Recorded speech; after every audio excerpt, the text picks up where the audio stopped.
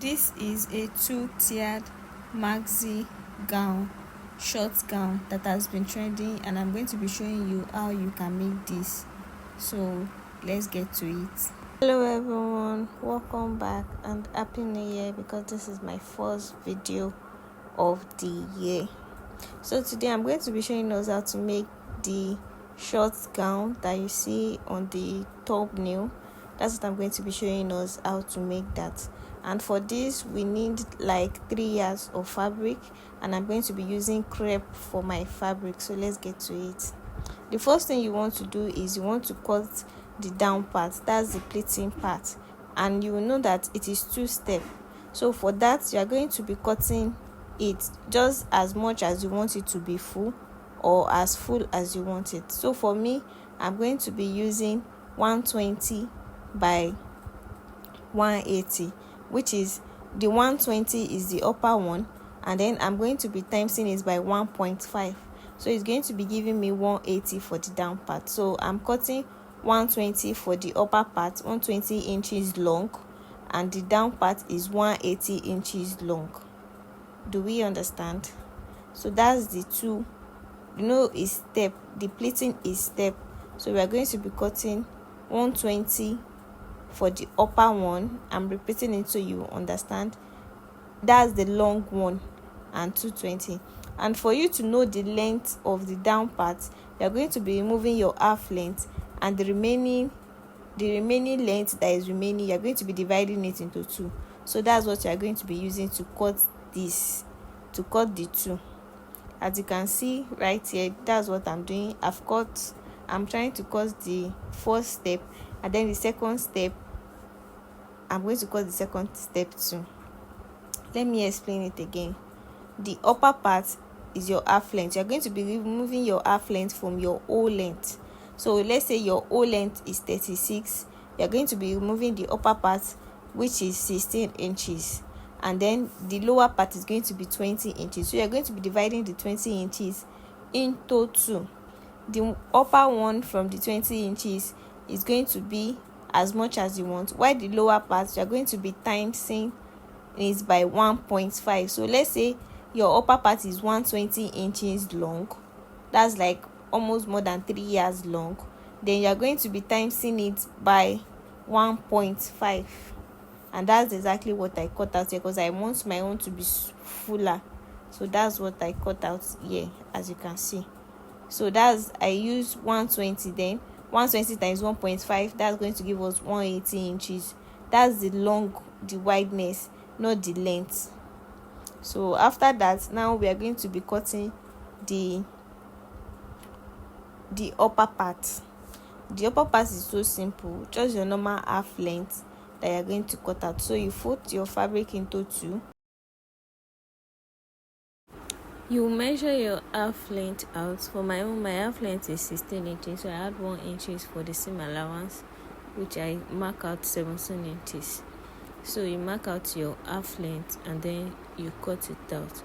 I'm using freehand, so that's why. And then you're going to mark out your armhole. For me, that's your back divided by 2. My own back divided by 2 is 7.5. Then I add half inch, which make it 8. So that's what I marked there. And then my armhole length is 8 inches. That's what I used to use. You come in by 1.5 inch, and then you slant it and cut it out. That's for the front part.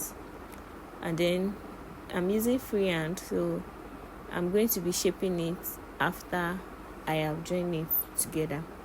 So I'm just going to use my bust measurement plus 1 inches for the whole measurement for the body. And then I'm going to be placing my front on my back, and I'm going to be adding my zip allowance. For my zip allowance, I use 1.5, and then I cut it out, just as you are saying.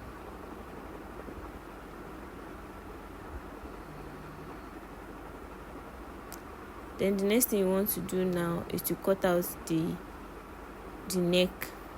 So we are going to be cutting the front and the back together first. So I went in by 3 inches and I come down by 1.5 inches. So I just mark it out there. Again, I'm using free hand. I'm not using pattern, I'm using free hand. So I hope you understand. So I'm just going to open the back because zip is going to be at the back. Then for the front part, to bring out the shape of that front part, you're going to be going in by 1.5. So you're just going to be marking 1.5, depends on how wide you want it, but I think 1.5 is enough. And if I'm using use one, and you can see the way I slant it to the neck side, and then you're just going to cut it out.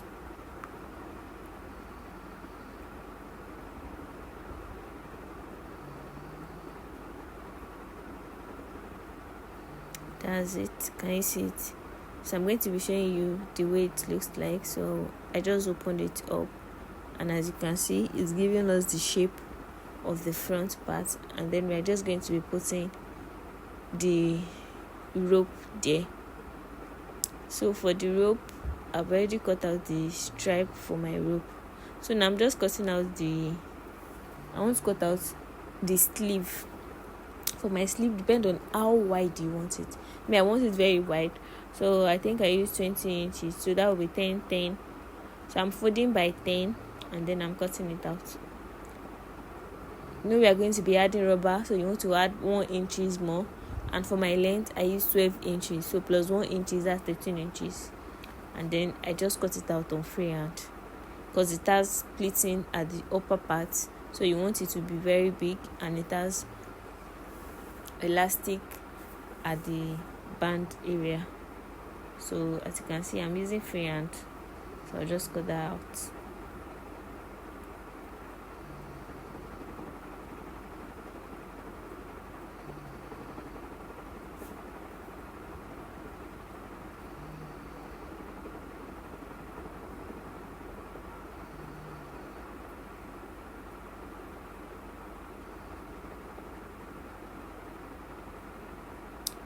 And that's it.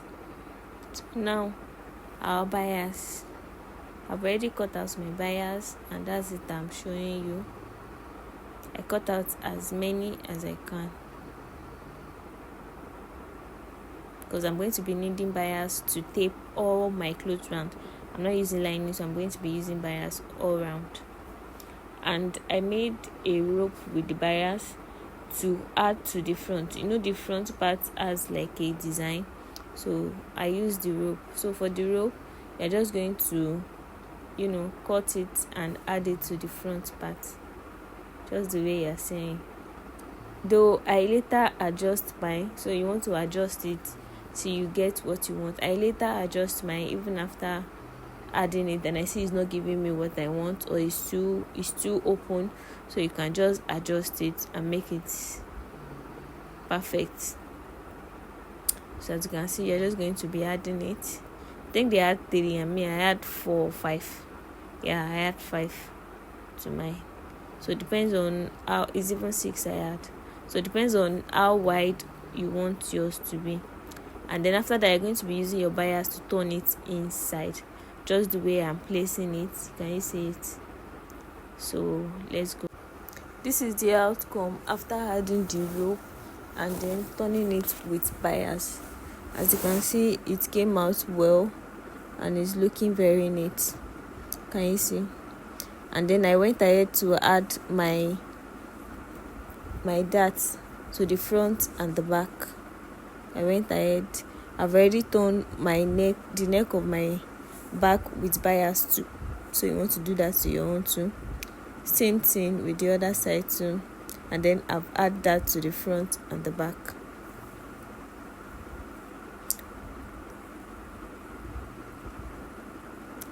Now this is the lower part. The first thing you want to do is you want to run a loose stitch to one side of it. That's the upper part. You want to run a loose stitch, and then you want to pull gathers. But if you have a gathers foot, you can use your gathers foot to make a gathers. But I don't have a gathers foot, so I use this method. And for the lower part, you're going to hem one side.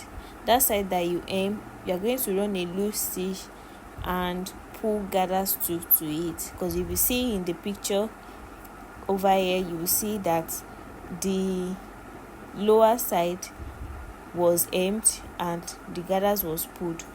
So I'm going to be showing you how you're going to be placing it on each other on my machine, so you will understand better. So you just want to pull the gathers. If you have a gathers foot, it's easier, so you can just use your gathers foot for it. Yeah, this is how you are going to place it on each other. Can you see? You place it like that and then you stitch just like that. You can see I've already pulled my gathers for the both upper parts. The lower one, make sure you hem it first before pulling the gathers, because that's how the style is. And if you have a weaving machine, you can weave yours and then do it the same way. So you're going to be placing it on it like that and then set it very well. It's not something you have to do it calmly. You don't want to rush with this. You want to do it calmly. And then I forgot to say, when you pull your gathers for the down part, you want it to be the same length with your upper part. Like, you want it to be the same length. So my upper part is 120 inches. So when I put the gathers for the lower part, I put it to 120 inches so that it's going to align together. And you can add more to yours. So for the lower part, if you want it more fuller, you can make it 200 inches wide. So it depends on how much you want it. So this is what I use.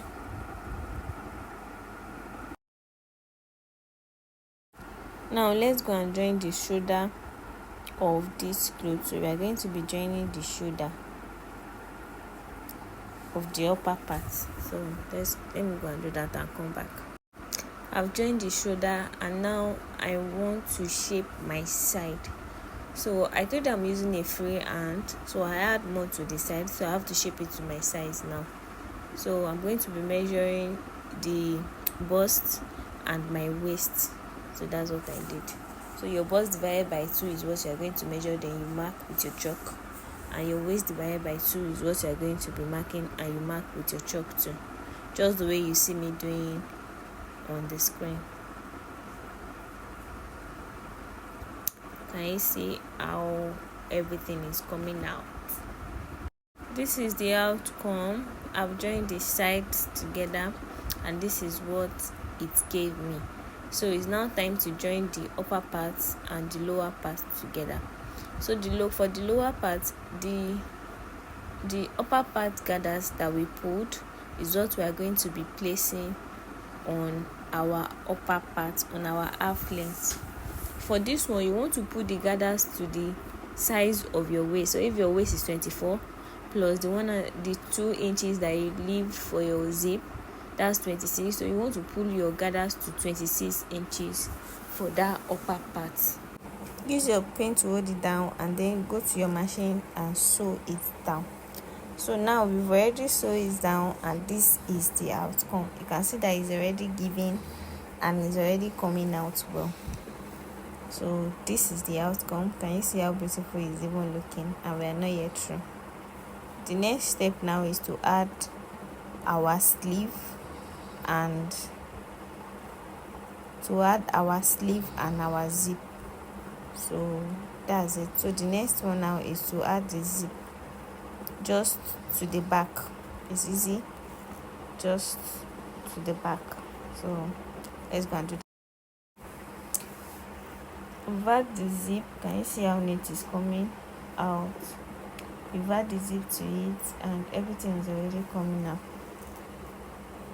This is the front part.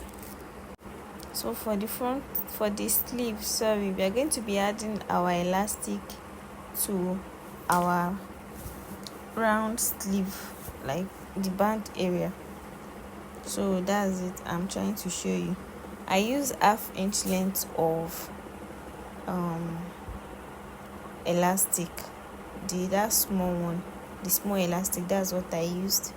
And then I measured 9 inches, so because I want it to be tight and to look puffy. So depends on how big you are and how tight you want yours to be. So you can use 10 inches if you are bigger than me. You can use 10 inches. And then you want to hem the downside and add your rubber. So this is the final result. I've hemmed the downside and add my rubber, and then I'm just going to join the side for half inch, and that's the outcome. Everything is coming together. So now it's time to go and add our sleeve to our bodice. So please don't be like me. Make sure you are knitting your clothes as it goes, because it's in the case of this tutorial, that's why I'm not knitting it like weaving the inside. So every step you weave your clothes inside to make it neat for your customer, because this one now is for me, and that's how we usually do as tailor. We will not knit our clothes because it's for us. I'm reshaping the armhole. The armhole is small, so I'm reshaping it a little bit. Make sure your front part you usually go in by half inch, just to give that balance and all. So that's what I'm doing. I've had my sleeve, and this is the final result. You can see how good it's looking. I add my pleating to it, and everything has come out well. Wow. And I've went ahead to knit the down part, that's to hem the down part too. Thank you for staying to this time. Please kindly subscribe if you have not subscribed to this channel, and turn on your notification bell to see more of this. Bye. Love you.